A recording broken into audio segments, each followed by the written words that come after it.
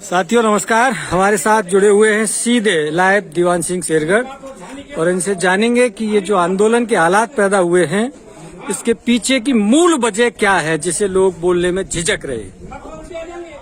देखो, झिझकने वाली तो कोई बात नहीं है। कल भी सब लोगों ने कहा है कि कर्नल बैसला इस समाज का लीडर है और जो सर्व समाज को स्वीकार्य है, लेकिन जो उनके सुपुत्र है विजय बैसला जी, वो एक तरह से इस आंदोलन के माध्यम से एक समाज का या एक राजनीतिक नेता बनना चाहते हैं।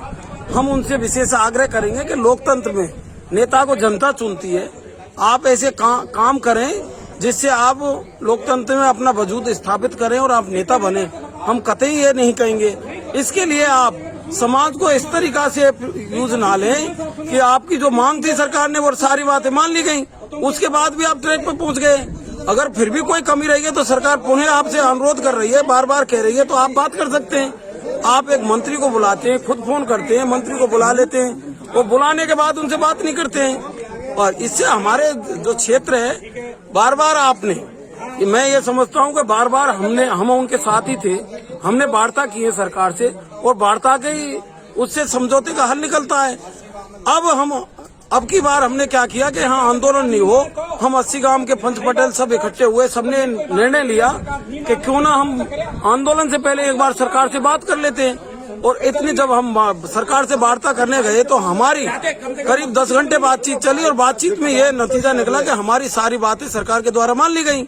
हमने वहाँ से आंदोलन समाप्ति की घोषणा कर दी, लेकिन उसके बावजूद भी जो आप कह रहे हैं ना कि एक तरह से नेता बनने के लिए ट्रैक पे पहुंच गए, तो हमारा विशेष आग्रह है कि हम आपकी परमिशन से जयपुर गए थे।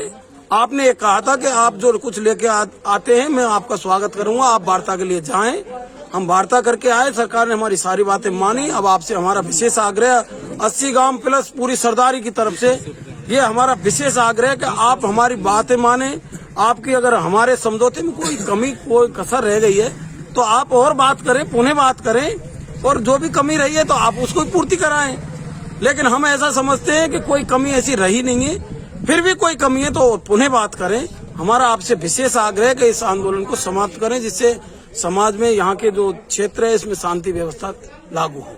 41 सदस्यीय प्रतिनिधि मंडल के वार्ता करके आने के बाद भी रविवार को जो कुछ हुआ है वो केवल बेटे की लॉन्चिंग की वजह से है। आप सीधे में यही बिल्कुल ये तो क्लियर है, ये तो क्लियर है, ये मैंने कह भी दिया है आपसे। देखो, ये बात इस तरीका से है कि कर्नल साहब तो उस दिन ट्रैक पे जाने के लिए खुद ही मना कर रहे थे। वो वीडियो में भी है, हमने देखा भी है। लेकिन कुछ ऐसे मनचले लोग हैं, उनको ये पता है नहीं है।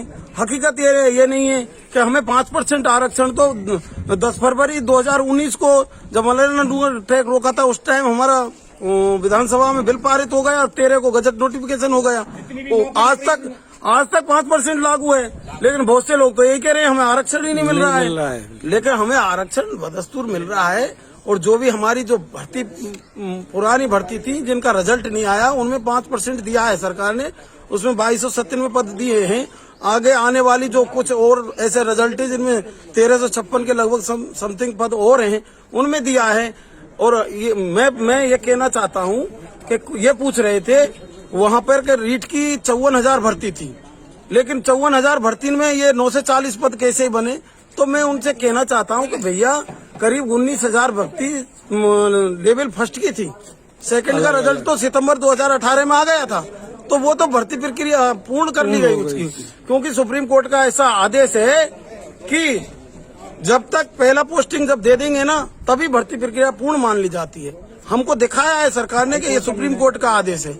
हाई कोर्ट, सुप्रीम कोर्ट दोनों कोर्टों का हमें आदेश दिखाया सरकार ने, तो हमें माननी पड़ी। अब भर्ती प्रक्रिया जो भर्ती है उनका जो भी किसी भर्ती में पोस्टिंग जिसमें एक भी पोस्टिंग नहीं हुआ है उसमें 5% आरक्षण मिलेगा हमें, वो भी तो प्रक्रियाधीन ही भर्ती है। और जो एक बात और आई थी जो नर्सिंग असिस्टेंट की भर्ती थी 2013 की, उसके बारे में हमसे पूछ रहे थे लोग वहाँ से फोन करके, तो हमने उसके लिए बताया कि उसको स्पेशल लिखा गया है सरकार द्वारा कि इस पे मुख्यमंत्री से मिलकर के इस पे विशेष चर्चा की जाए। ठीक है, थैंक यू।